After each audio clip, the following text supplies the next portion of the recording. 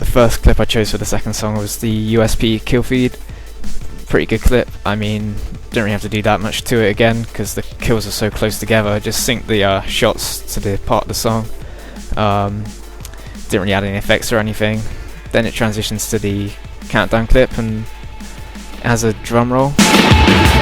And normally I'll do like a roll left or roll right transition where it like blurs it and it does like a spin, which I did for Dietrich's Call of Duty 2 montage. But for this one I didn't want to do that because it kind of obscured from the actual him scoping in and getting the quick scope on the first guy. So rather than do that, I had Blueprint come over the top. I don't know, I thought it looked alright. I thought it was just a different way to tackle a drum roll, because you normally just see people do spinning or something like that. So yeah, I thought that'd be a more interesting way to do it. And then for the rest of this clip, this is like an area where I did speed up between because I wanted it to sync properly. And then again I did the text popping up over the top, which I've never normally done before in any other montage, like where it has the lyrics pop up.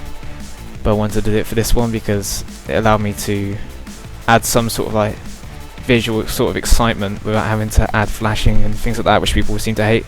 And then it goes on to the really sped up drag scope. I mean, in hindsight I probably wouldn't have it that sped up, but that was because he did actually speed up. He did actually do a drag scope in on the guy and then decided not to shoot, and then went and did the same thing again. So I merged them together so to make it look like he didn't miss the first time. I just sped it up completely. Then it goes on to another ball clip where he actually misses the second shot, and still another example of where people were saying he never misses, but yeah, he does. Then he gets like on a really nice streak behind the barrels, and I did cuts, just really simple cuts for him to get up to the barrels rather than just speed up the running or whatever.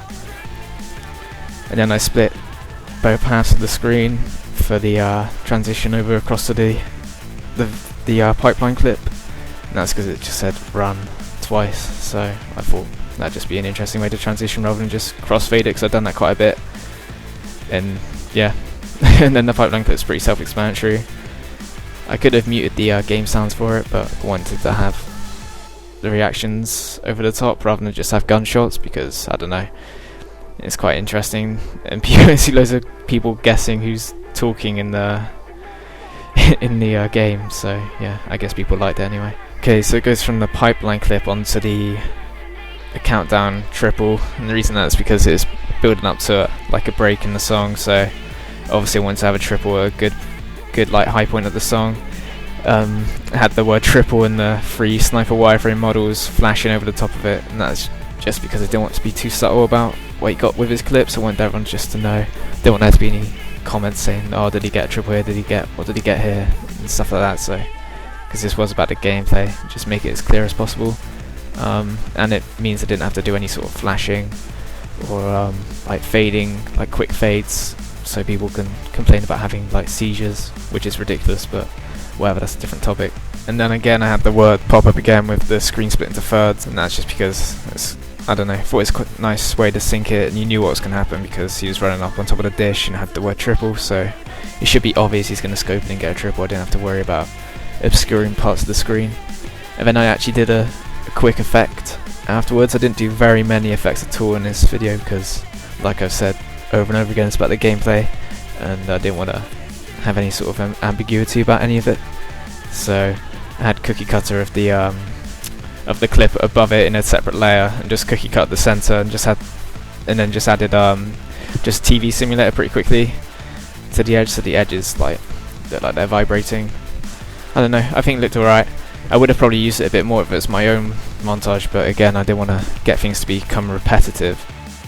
So I went from the countdown clip to the bob clip using the iris transition because he was in his scope the whole time for the streak, so it looked more interesting than just a simple crossfade, and it works quite well when it's going to something where they're scoped in. And then I had something pop up in the kill feed every single time there was a beat in the song, and I thought it looked alright. Then to transition to the Deagle clip, I just masked around the Barrett 50 cal reload animation, and then I did the cross effect blur, and it kind of looks like there's a shadow of the gun on the wall when it transitions to the vacant clip. and then obviously he gets a 4-man deagle when he's led on the ground. I didn't worry too much about this clip lasting too long because it was used in this trailer, so if you've seen that before, the clip should be pretty familiar, and I don't know, it's still pretty easy to see that he gets 4 people because when I move it around you can kind of see the kill feed when it does move around because it zooms in a bit closer. Then I just do a flash transition just to mix it up a bit rather than just do a simple crossfade again. And then it's on to the last parts of the second song where it's just saying run over and over again, and I wanted something to occur each time that happened, so I either zoomed in a bit on the screen, just did a little like ease in, or I had a shot occur. So that's how I synced that. Again, I didn't add any effects because I didn't want to obscure from the gameplay, and just doing a little zoom in is pretty easy to do.